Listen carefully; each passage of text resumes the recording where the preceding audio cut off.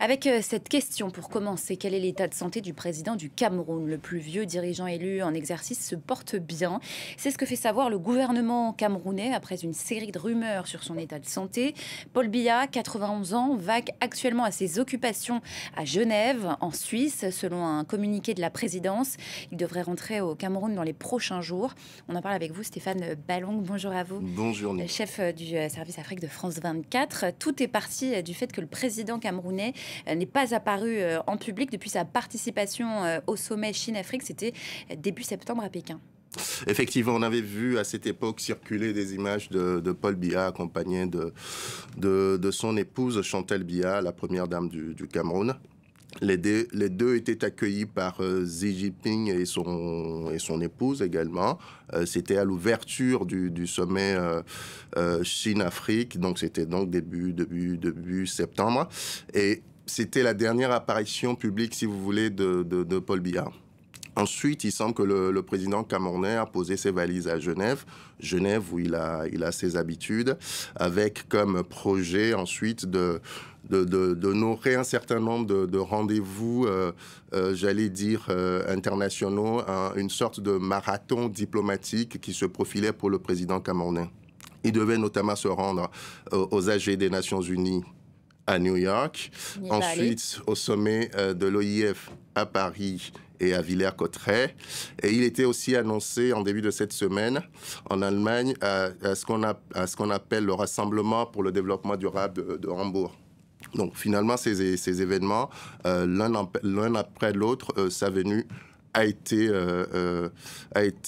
annulé. Disons que l'emballement est parti du fait que jusqu'à la veille de l'ouverture du sommet de l'OIF en France, le président camerounais était attendu. Et puis, contre toute attente, on a annoncé l'annulation de sa venue. Sans explication. Sans explication très claire, sachant que selon nos confrères de Jeune Afrique, quelques jours plus tôt, son équipe, son entourage avait décidé d'annuler le sommet, les AG de New York, parce qu'il avait quelques coups de fatigue après le sommet de Pékin, de la Chine-Afrique. Et donc là, beaucoup de questions se sont posées, d'autant plus qu'on avait aperçu l'avion présidentiel ici en France à Bourget. Tout le monde s'est demandé pourquoi son avion était là et pas lui. Est-ce que c'était le signe que son état de santé ne s'était pas amélioré? Ici et là, tout le monde s'est mobilisé pour comprendre les raisons de cette absence. La diaspora camerounaise, qui est très active, comme vous le savez, s'est mobilisée aussi. Elle est même jusqu'à aller interroger les dirigeants de l'hôpital militaire de Clamart, pas loin d'ici, pour s'assurer, en tout cas pour savoir si le président camerounais était effectivement hospitalisé dans cet hôpital. Il a fallu que la chose aille, j'allais dire, très loin, c'est-à-dire quand une chaîne privée installée aux États-Unis, selon nos confrères de RFI, a annoncé hier mardi matin, la mort du président camerounais.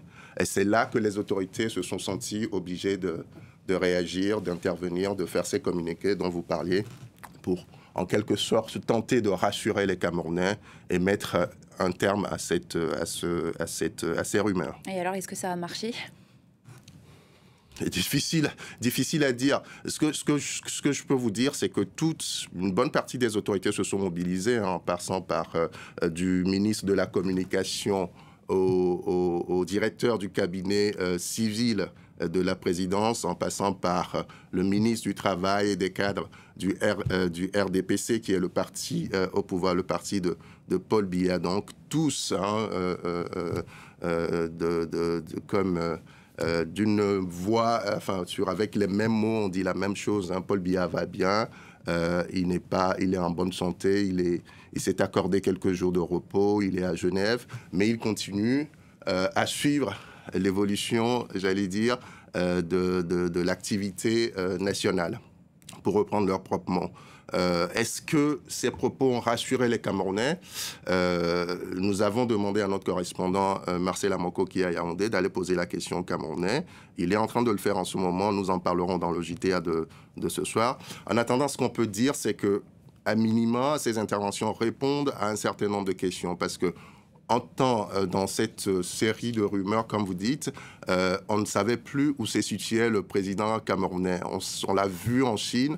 Et puis après, on ne savait plus où il était. On savait qu'il était à Genève. Est-ce qu'il est venu en France et il n'a pas pu assister au sommet de l'OIF? On ne savait pas tout cela.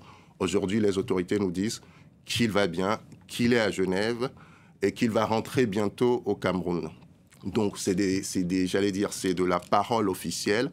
Donc, j'allais dire, dont acte.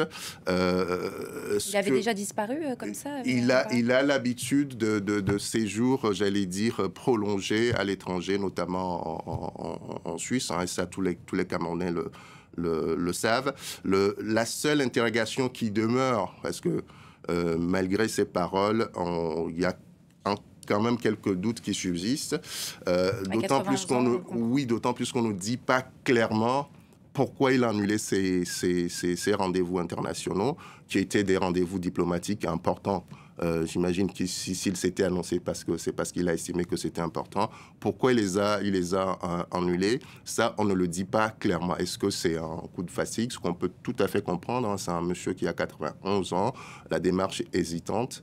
À 91 ans, on peut enchaîner une série de voyages et de longs voyages de surcroît peut être éprouvant. Et ces incertitudes autour de son état de santé surviennent à 1 an de la prochaine présidentielle au Cameroun. Et certains de ses partisans appellent Paul Biya, donc, qui est, je le rappelle, à 91 ans, à se présenter pour un 8e mandat. Exactement. Bon, il faut savoir que c'est un grand classique hein, au Cameroun, comme un peu partout sur le continent. L'approche de chaque élection, notamment élection présidentielle, les partisans partis au pouvoir et partis alliés se mobilisent pour apporter leur soutien au président qu'ils estiment être celui capable de représenter, de porter j'allais dire les couleurs de la majorité. Mais on peut aussi lire ces appels à la candidature de Paul Biya d'une autre façon, c'est-à-dire dans ce contexte où s'installent des doutes sur la capacité de Paul Biya à briguer un nouveau mandat et même à diriger le Cameroun. On peut voir ces appels comme une façon pour les auteurs de témoigner d'une certaine manière leur fidélité au parti au pouvoir et surtout à Paul Biya, parce que dans ce genre de situation, c'est dans ce genre de situation, j'allais dire, qu'on voit émerger des ambitieux, et ça peut coûter cher aux ambitieux de se manifester quand justement le doute s'empare du système. Donc, on peut le lire aussi comme ça. Mais est-ce que Paul Biya, 91 ans, je le disais tout à l'heure, fatigué, c'est ce qui est normal à 91 ans, démarche hésitante, est-ce qu'il a lui-même l'intention de se présenter en 2025 à la prochaine présidentielle? Lui seul peut le dire.